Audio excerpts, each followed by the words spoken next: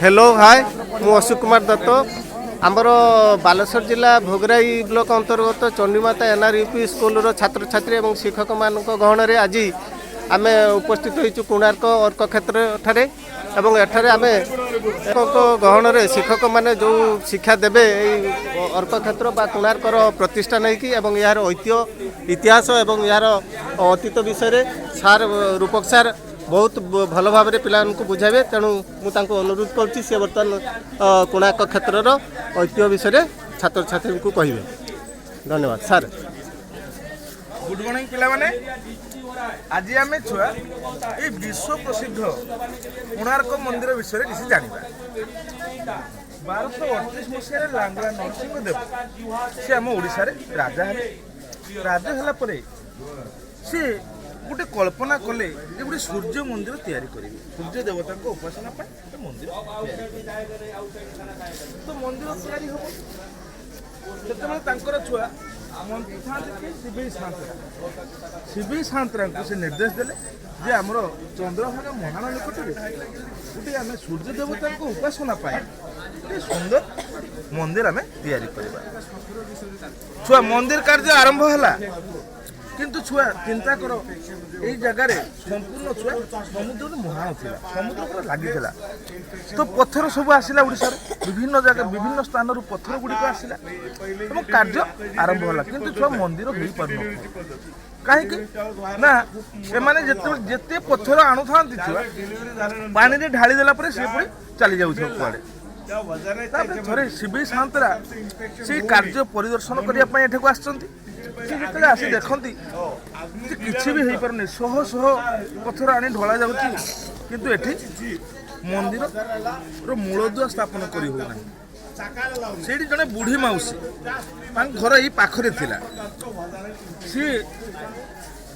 था थे शिवी सांतरा को छुआ शोष लगी भोक लगी खरा बेले काम परिदर्शन करने से आसछंती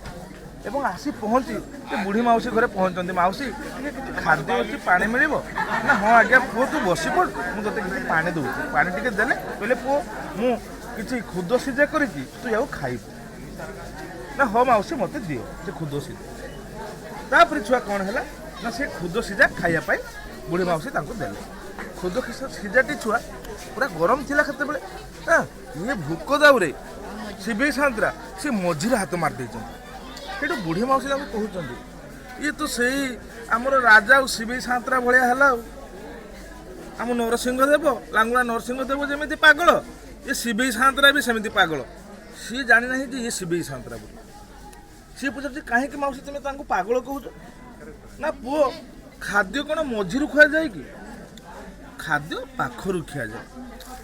आमर महाराज एठारे निर्देश देते समुद्र मझिरे पत्थर पकाओ समुद्र मझिरे पत्थर पकईले कौन बंध तैयारी करहब अरे पत्थरटा कूलर हुए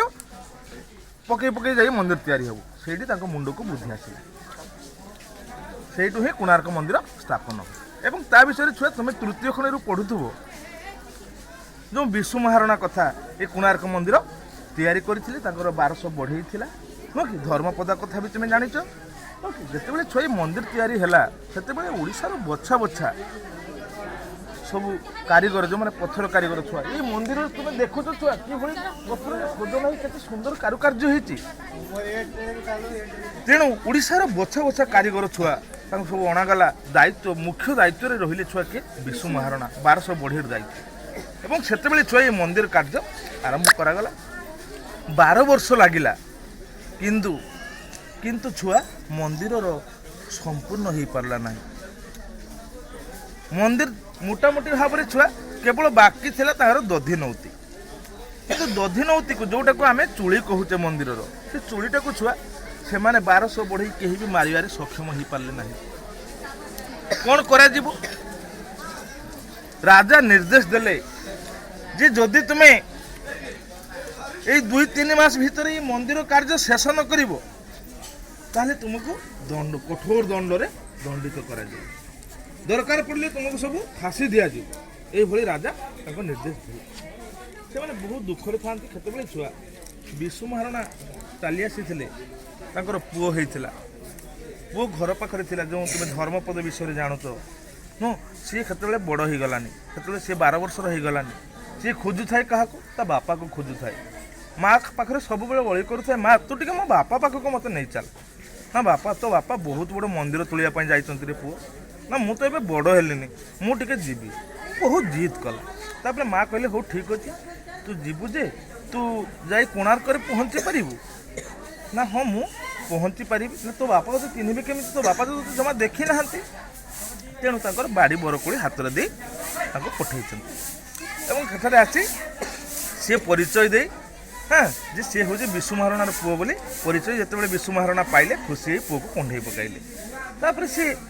ତା ପୁଅ ତାକୁ ପଚାରୁଛି ଯେ ବାପା ଏ ମନ୍ଦିରରେ ତ ସବୁ କାର୍ଯ୍ୟ ଶେଷ ହେଲାନି ଏ ଚୁଳି କାହିଁ ଲାଗୁନାହିଁ ନା ପୁଅ